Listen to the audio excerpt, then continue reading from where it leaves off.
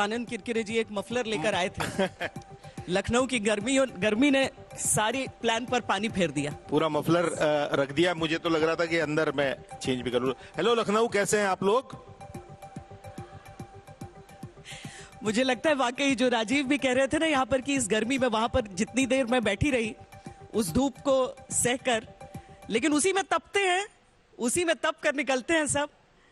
और ये जो भूमि है जहां पर हम आए हैं, ये सबसे अगर इंट्रोडक्शन न देना हो ना स्वानंद किरकिरे जी, सीधे कह दीजिए परिचय के मोहताज नहीं है। हाँ सही बात है ना? कंजूसी करके गए राजीव, है कहाँ? बताया परिचय के मोहताज नहीं है। नहीं, लेकिन एक क्या होता है ना कि जब शब्द आप गढ़ते हैं दूसरों के परिचय के लिए, शब्द ही आपका परिचय है। चाहे वाह वाह, मतलब बंदे में था दम। आप एक एक चीज जो आप करते जाएं वो आप पर भी फिट बैठती जाती है। लेकिन आज हमने इस सेशन का नाम दिया है कवि कौन है जी।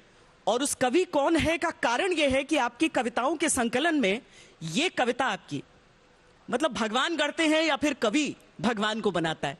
अगर आप उन पंक्तियों के साथ हम प्रारंभ कर पाए तो लोग समझ पाएंगे कि ये संदर्भ हम क्यों दे रहे हैं। नहीं, बिल्कुल आपने बहुत, पर लेकिन मेरे पास इस वक्त मुझे बराबर मेरे पास है आपके पास कविता है तो मुझे प्लीज दीजिए। अरे वाह। कवि भगवान कवि को बनाते हैं या कवि भगवान को बनाते हैं?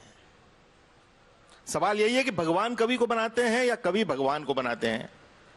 कवि रक्त को ऊर्जावान बनाते हैं, कवि समुदायों को देश बनाते हैं, कवि देशों को महान बनाते हैं, कविताओं को सुनकर जवान सीमाओं पर लड़ते हैं, कवि कुर्बानियों के महाकाव्य गढ़ते हैं, गीता बाइबल कुरान लिख जाते हैं, कवि अपनी समझ से इंसान बनाते हैं, कवि मोहब्बत की जुबान बन पाते हैं, कवि कामना का पैगाम बन पाते हैं, कवि गीतों के प्राण बन जाते हैं, भावनाओं में चार चांद लगाते हैं, कवि भाषा को सम्मान दिलाते हैं, कवि निर्बल के अस्त्र बन जाते हैं, कवि क्रांति के शस्त्र बन जाते हैं, कवि साबुन तेलों की दुकान चलाते हैं। भगवान कवि को बनाता है या कवि भगवान बनाते हैं? सवाल यही है। बहुत बहुत शुक्रिया। तो स्वानंद किरकिरे कौन है? वो खुद में कितना कवि पाते हैं, कितना अपनी बाकी जितनी प्रतिभाएं हैं। आप तो एक्टिंग भी आपकी जो हाल में एक फिल्म को लेकर आपको काफी नोटिस भी किया जा रहा है। Three of us. मैं कौन हूं? मैंने अपनी एक कविता में लिखा, मैं हिंदी फिल्मों में परिचय दे देता हूं अपना थोड़ा सा, जिन लोगों को नहीं पता, धूप पे बेचारे बैठे हुए। मैं हिंदी फिल्मों में गीत लिखता हूं, आपने मेरे कुछ गीत सुने होंगे। मैं कुछ गाने गाए हैं, मैं कुछ गाने गाता हूं, वो भी आपने सुने होंगे, मोन्टा रे रेल सी गुजरती है टाइप के। उसके अलावा मैं कविताएं लिखता हूं, उसके अलावा मैं अभिनय करता हूं। मैं नेशनल स्कूल ऑफ ड्रामा नई दिल्ली से पढ़ा हुआ हूं। और जो आपने सवाल पूछा कि मैं कौन हूं, तो मेरी एक कविता की लाइन है जो मुझे आधी अधूरी याद है। मुझे अपनी कविता याद नहीं रहती है, मेरी बड़ी दिक्कत है। तो कविता क्या है? कविता क्या है कि कोई बहुत बहुत बहुत बड़ी बात कहने की इच्छा है कविता, या कोई बहुत किसी को ज्ञान देने की इच्छा है कविता? मेरे हिसाब से कविता है कि कविता तो एक चित्कार है बड़ी, और जिसे दर्द हुआ वो चीखता है। तो अगर आपके हृदय में, आपके इसमें कहीं पे भी कोई एक बात खलती है, एक बात टीस है, या कोई एक बात आपको बहुत शिद्दत से कहने का मन करता है, तो आप चीख के कहते हो। और जब लोग सुनते हैं तो उसको कविता कहते हैं, और जब लोग नहीं सुनते तो उसको भुला दिया जाता है। पर एक कवि के तौर पर आप खुद को कहां पाते हैं? अपना आकलन आपका क्या है? जी, मैंने कभी अपने आप को उस तरह से कवि नहीं माना। क्योंकि कविता दो तरह की चीजें होती है। जैसे एक कवि होता है जिसका एक्सप्रेशन ही कविता होता है। जो मैं थिएटर से आया वो आदमी हूं, और मैं फिल्मों में काम करने लगा, और मैंने फिल्मों के गीत लिखे। तो मेरे हिसाब से कविता वो होती है जैसे एक माँ का बनाया हुआ खाना। कवि होता है जो माँ की तरह होता है कि भाई मैं आज माँ का ये बनाने का मन है, और आज माँ ने ये प्यार से बनाया है, और आप सब लोग खाओ। और हम होते हैं लिरिसिस्ट, वो होते हैं शेफ की तरह, कि जो हम कहते हैं कि आज आपको क्या खाने का मन है, आपकी फिल्म को किस तरह का गीत चाहिए, आपकी फिल्म को किस तरह के ये चाहिए, अच्छा, और लगे ऐसे कि जैसे माँ ने बनाया है। तो ये थोड़ा सा फर्क होता है कवि में और एक एक गीतकार में हल्का सा छोटा सा फर्क होता है। तो वो फर्क मुझ में भी है। मुझे लगता है कि मैं फिल्मों के लिए जब गीत लिखता हूं, अगर मान लो लगे रहो मुन्ना भाई के लिए कोई गीत लिखे या 3 इडियट के लिए गीत लिखे या परिणीता के लिए गीत लिखे, हर बार गीतों का कलेवर चेंज हुआ, उसकी भाषा चेंज हुई, उसके अंदर थोड़ी चरित्रों के हिसाब से, वक्त के हिसाब से जो चीजें चेंज होनी थी। जैसे परिणीता में आप पीयू बोले पिया बोले लिखते हो, लेकिन आप 3 इडियट में ऑल इज वेल लिखते हो। ये बिल्कुल अलग अलग, दो तरह की अलग अलग चीजें हैं। तो ये जो चीजें हैं ये मुझे लगता है कि एक कवि उतने अच्छे से शायद कर पाए या ना कर पाए, एक लिरिसिस्ट कर पाता है। और लिरिसिस्ट वही होता है जो कहानीकार का एक्सटेंशन होता है। एक चीज मेरे मन में हमेशा उठती है इस्मानंद जी, वो ये कि सस्ता साहित्य कौन होता है, कौन उसे तय करता है। मैं इस कारण से पूछ रही हूं आपसे कि आजकल सोशल मीडिया है, सोशल मीडिया में बहुत सारी चीजें हैं जो लोग, और मैं इसे वल्गैरिटी वाले सस्ता साहित्य में नहीं जा रही हूं, मैं इस बात पे जा रही हूं कि साहित्य एक अहंकार के साथ भी आता है। हम कहते हैं ना, बौद्धिक आतंकवाद की एक बात करते हैं, उसमें अगर कोई नया व्यक्ति कुछ लिख रहा है, शायद कुछ मासूम शब्दों की तुकबंदी वहां पर है, उसे सीधे दरकिनार कर दिया जाता है। हो सकता है वो लिखता रहे, कुछ और लिख लेगा, अरे ये तो फेसबुक का शायर है। ऐसी चीजें होती हैं, या दिल के भाव को अगर कोई प्रकट कर दे तो वो अपने रुतबे में एक कवि ही है अपना। मुझे लगता है कि जो दिल के भावों को प्रकट कर दे वो अपने रुतबे में कवि होना चाहिए। देखिए साहित्य आप जो कह रही हो, बिल्कुल आपने सारे जवाब एक्चुअली आपकी बात में ही है। क्योंकि सस्ता साहित्य ये मतलब हमारे यहाँ पे एक थोड़ी सी एक टेढ़ी चाल ना चलो तो लोग देखते भी नहीं है। मैं लोगों को दोष नहीं देता हूं, लेकिन जो सुनने वाले उनका भी दोष है, जो देखने वाले उनका भी थोड़ा सा ये रहता है कि कुछ अलग बात कोई ना करे जब तक हमारे भी कान नहीं जाते उस तरफ। लेकिन अगर दिल से कही हुई बात है तो दिल तक पहुंचेगी। और सोशल मीडिया तो ऐसी जगह है कि जहां पे मैं तो मेरा एक पूरा कविता संग्रह जो है वो सोशल मीडिया की कविताओं से ही बना हुआ है। और लोगों ने सोशल मीडिया पे कविताएं पसंद की है, वो वाली कई उन कविताओं के कुछ कविताओं के फिल्मों में गीत भी बन गए। मैंने अपने खुद के कुछ गीत बनाए उन कविताओं से। अच्छा। तो मुझे लगता है कि ऐसी बात नहीं है। लेकिन हाँ, हम एक जनरली प्रचलन में जो चीज है, मैं बाबूशाह कोहली जी को जानता हूं जो बहुत अच्छी कवियत्री। उनकी कविताएं तो लोग सोशल मीडिया से उठा के अपनी कह के यहाँ वहां चेपते रहते हैं। जी। तो ऐसी बात है ना कि हर किसी की एक ख्वाहिश है कि कुछ कहना है, लेकिन कहने को कुछ है नहीं। कहने को नहीं है क्योंकि वो कहने के लिए कुछ अंदर घुस के ढूंढना नहीं है। अगर ढूंढेगा तो हर कोई कवि है, ऐसा मेरा मानना है। अब इसमें मैं वल्गैरिटी वाले सवाल पर भी आना चाहती हूँ, अश्लीलता वाले सवाल पर आना चाहती हूँ, जिसको लेकर आजकल बहुत ज्यादा शोर भी मचा है। ये वाजिब है, गैर वाजिब है आपके अनुसार? यूट्यूबर्स की तरफ से जो किया गया, जिसपे पूरे देश में FIRs की झड़ी है। वाजिब मेरे से अगर आप पूछेंगे तो वाजिब तो नहीं है। एक मर्यादा का ध्यान रखा जाना चाहिए। दरअसल हुआ यह है कि कैमरा हमारी जिंदगी में आया और हमको पता ही नहीं चला कि जब दोस्तों के बीच में करने वाली बातें और पब्लिक के लिए करने वाली बातों के बीच में फर्क क्या है।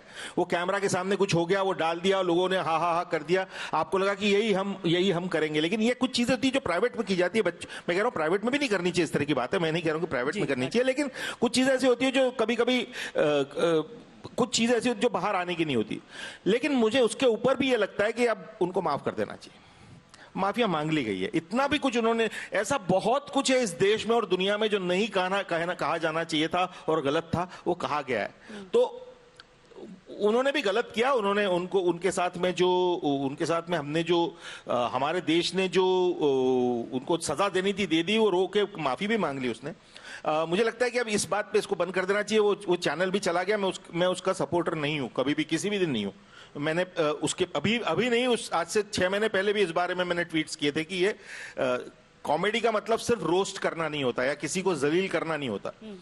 और फेमस होने की ख्वाहिश में कोई रोस्ट कर रहा है और मुझे फेमस होना है इसलिए मैं वहां रोस्ट करवाने पहुंच गया, तो इसका मतलब नहीं है कि उन दोनों का एक्ट सही है। वो दोनों एक्ट गलत है।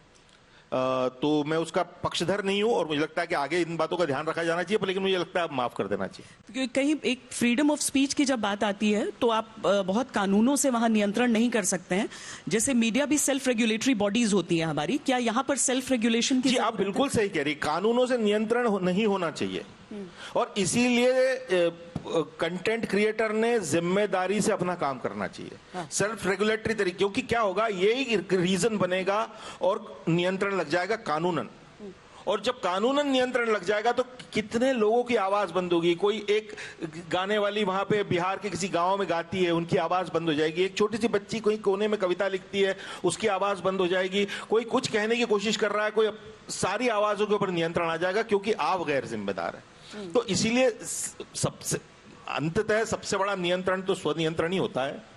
बाहर से कोई कितना भी कह ले कि ये कानूनन करना चाहिए या नहीं करना चाहिए, तो मुझे लगता है कि वो मर्यादा का ध्यान तो हमेशा रखना चाहिए, और करने वाले को भी ध्यान रखना चाहिए। सिर्फ इसलिए कि अब मैं 2 गाली दे दूंगा, और जैसे जावेद साहब ने बहुत अच्छी बात कही थी कि गाली जो होती है वो भाषा की में जब भाषा कमजोर पड़ जाती है, नमक मिर्च कम पड़ जाती है ना, तो आप उसमें गालियां डाल देते हैं। तो अगर आपके खाने में स्वाद है तो फिर मतलब कोई दिक्कत नहीं है, फिर आपका खाना सब लोग खाएंगे।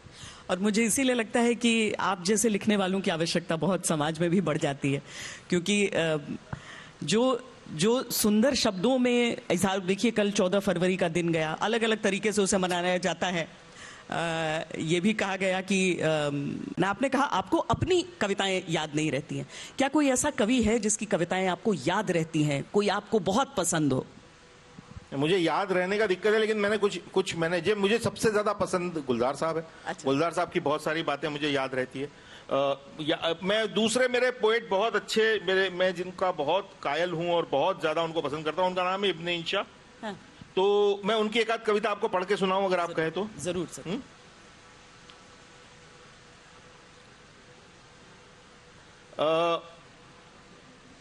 ये बड़ी अच्छी, मैं इसको धुन भी बना रहा हूं, मैं इसको गाऊंगा भी आगे पीछे कभी, अभी धुन नहीं है मेरे पास।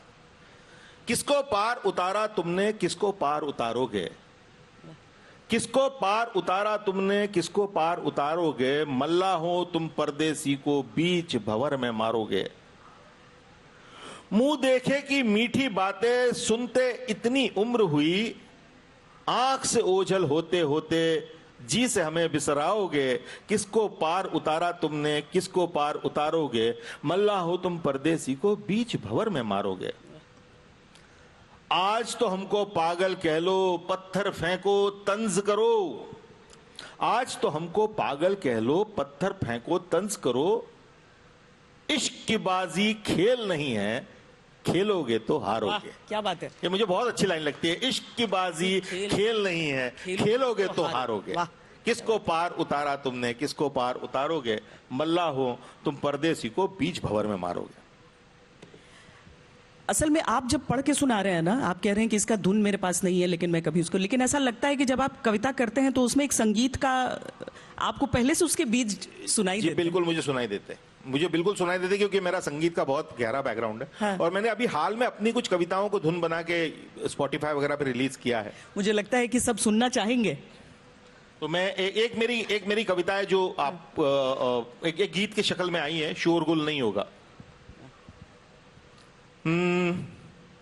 एक कल वैलेंटाइंस डे गया है। कवि के साथ मजेदार बात पता है क्या होती है कि वो जेंडर फ्री होता है, वो हर तरह से सोच सकता है, वो हर जेंडर की तरह सोच सकता है। हमारे सूफी कवियों ने हमेशा खुद को स्त्री मानकर अपने ईश्वर को अपना ही माना हुआ है, कई बार कहा भी। तो उस तरह से मैंने एक कविता लिखी थी जिसको मैंने धुन लगाई थी, और अब वैलेंटाइंस डे कल गया है तो उसके बारे में मैं। शोरगुल शोरगुल नहीं होगा, नहीं होगा, नहीं होगा मेरी जान। मैं हूंगी तू होगा, और होगा खामोश आसमां। शोरगुल मन ही मन में बुदबुदाती एक नदी सी बहा करेगी। अनजानी सी धुन मनाती आती जाती हवा रहेगी। मन ही मन में बुदबुदाती एक नदी सी बहा करेगी। अनजानी धुन गुनगुनाती आती जाती हवा रहेगी। तेरी धड़कन क्या कहती है सुनूंगी तेरे सीने पे रख के कान। मैं हूंगी तू होगा, और होगा खामोश आसमां। शोरगुल तेरी उंगलियों में गूंथ लूंगी उंगलियां मेरी, तुझे गेसुओं से ढक करके मैं कर लूंगी रात गहरी। तेरी उंगलियों में गूंथ लूंगी उंगलियां मेरी, तुझे गेसुओं से ढक करके मैं कर लूंगी रात गहरी। फिर सर को झुका के हौले से, फिर सर को झुका के हौले से मैं चूम लूंगी चांद। मैं हूंगी तू होगा और होगा खामोश आसमां, शोरगुल नहीं होगा। वाह, कितना सरल और कितना सटीक। बिल्कुल। एक चीज मैं आपसे, चूंकि अभी आपने थ्री इडियट्स का भी जिक्र किया और आपकी बाकी रचनाओं की भी बात हमने की, कई बार ऐसा होता है ना कि जैसे एक्टर्स में भी कुछ लोग बोलते हैं कि I can't dance around a tree, कि मतलब मैं पेड़ों के चारों तरफ घूम के नाचने वाले ना, मैं गहराई वाले रोल करने वाले हूं। एक गीतकार को, संगीतकार को बहुत सारे ऐसे भी सीक्वेंसेस दिए जाते हैं, और अभी नहीं, ये हमेशा हमेशा से रहा है। क्या आप कभी ऐसा महसूस करते हैं, अरे मैं इससे बड़ा हूं, मैं ये नहीं करता, ऐसी लाइनें मैं नहीं लिखूंगा? हाँ, ये मैं एक्चुअली बड़ा हूं या छोटा हूं तो मैं नहीं महसूस करता, लेकिन मुझे लगता है कि मैं ये कर नहीं पाता। जैसे आइटम सॉन्ग मैंने अपनी जिंदगी में नहीं लिखे ज्यादा। कभी लिखना चाहेंगे? मैंने कोशिश की है, मेरे से हुआ नहीं है। दरअसल उस तरह से सोच ही नहीं चलती मेरी कि मैं उसको उस तरह से चीजों को देखूं। मैं कोई बहुत नैतिकता की बात नहीं कर रहा हूं यहाँ पे, लेकिन कुछ एक चीज होती है। जैसे मेरे गीतों को अगर आप देखेंगे तो हमेशा परिणीता के गीत देखेंगे आप, है ना, पीयू बोले है, पिया बोले, रात हमारी जान की सहेली है, या मैंने कला फिल्म के गीत लिखे हैं, रुबाइयां हैं, या मैंने शौक गीत गाया है, मोंटारे। तो हर जगह पे मुझे जब तक काव्यात्मकता ना हो ना, और इसीलिए मुझे गुलजार साहब बहुत पसंद है कि जब वो ये करते हैं तो उसमें काव्यात्मकता रहती है। अच्छा, हम थोड़ा इससे हटकर, यहाँ महाकुंभ भी चल रहा है, महाकुंभ का आयोजन चल रहा है, 50 करोड़ का आंकड़ा पार हो चुका है। मुझे लगता है कि पूरा हिंदुस्तान न स्नान कर ले जब तक पूरा होगा महाकुंभ। प्रकृति, पर्यावरण, इसकी बातें भी हो रही हैं। जो संत वहां पर इकट्ठा हो रहे हैं वो सोच रहे हैं इतनी बड़ी संख्या में लोग आ रहे हैं, तो उसकी, आपकी बातों में भी ये निकलता है, पर्यावरण की थोड़ी सी चिंता, प्रकृति की सुंदरता। तो ये सोच कर है या फिर ये? मैं नर्मदा किनारे से आता हूँ। मेरे घर में मेरी माँ, मेरी दादी माँ नर्मदा के किनारे पली बड़ी है। हमारे घर में नर्मदा की बात ऐसे होती है जैसे वो माँ है। हाँ। वो कोई जीवित वस्तु है कोई। और इसी तरह से मुझे लगता है कि हमारी जो गंगा माँ है वो भी, उसके बारे में भी वो, तो मैंने ये गाने में लिखा था, हम तो है ऐसे भैया करके एक गाना मैंने लिखा था।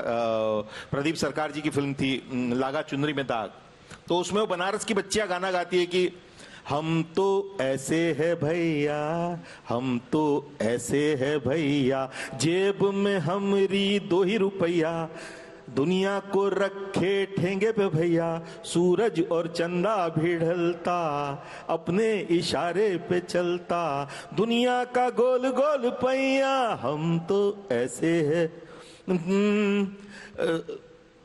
सबकी रगों में लहू बहे है, अपनी रगों में गंगा मैया, सूरज और चंदा भी ढल। तो ये हम लोग यार, हमारी रगों में लहू नहीं बहता, गंगा मैया बहती। तो ये देश नदियों का है। मैंने एक और गाना, मेरे को अचानक ख्याल आया कुंभ की वजह से, मैंने शांतनु मोहित्रा का एक प्राइवेट एल्बम में कौशिकी ने गाया गाना, अगर आप सुनिएगा, कि बाबा हिमालय की नन्ही लाडली बिटिया, सारे जहां की ये गंगा मैया बनी रहे।